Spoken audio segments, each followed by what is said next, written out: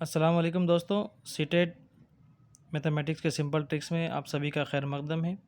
CTET के previous paper में अगर आप देखेंगे तो आपको इस तरह का सवाल लाजमी तौर पर मिलेगा कि यूनिट डिजिट ऑफ प्रोडक्ट मालूम कीजिए।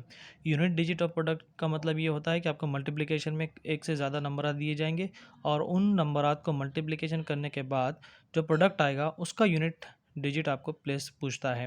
तो आइए एक एग्जांपल के ज़रिए इसको 1 मिनट के अंदर समझते हैं। 2 मिनट के अंदर आपको इंशाल्लाह अज़ीज़ आप इसको एक मार्क को पक्का कर सकते हैं। आइए फॉर एग्जांपल हम देखते हैं कि 207 इंटू 781 इंटू 39 इंटू 94 इस तरह के आपको मल्टीप्लिकेशन दिए जाएंगे और इनके प्रोडक्ट का यूनिट प्लेस पूछेगा कि इनको मल्टीप्लिकेशन करने के बाद आपका यूनिट प्लेस पर क्या आएगा। तो अजीज़ दोस्तों, हम इसको पूरा मगर मल्टीप्लिकेशन अगर जनरल मेथड से करते बैठेंगे तो काफ़ी सारा वक्त हमारा सर्फ हो सकता है। तो आइए हम देखते हैं। इसका सिंपल ट्रिक ये है कि आपको हर नंबर का यूनिट प्लेस 7, इसका यूनिट प्लेस 1, इसका यूनिट प्लेस 9 और इसका यूनिट प्लेस 4, इन सब को मल्टीप्लिकेशन में लिखना है।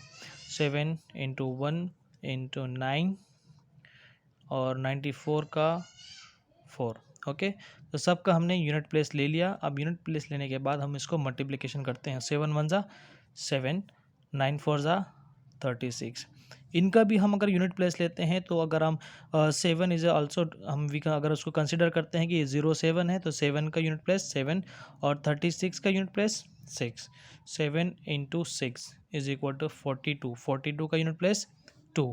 इट मीन्स दैट इसका मतलब यही होगा कि ये जो आपको मल्टीप्लिकेशन इतना बड़ा दिया हुआ है, इसको मल्टीप्लिकेशन करने के बाद जो प्रोडक्ट आएगा उसका यूनिट प्लेस 2 होगा।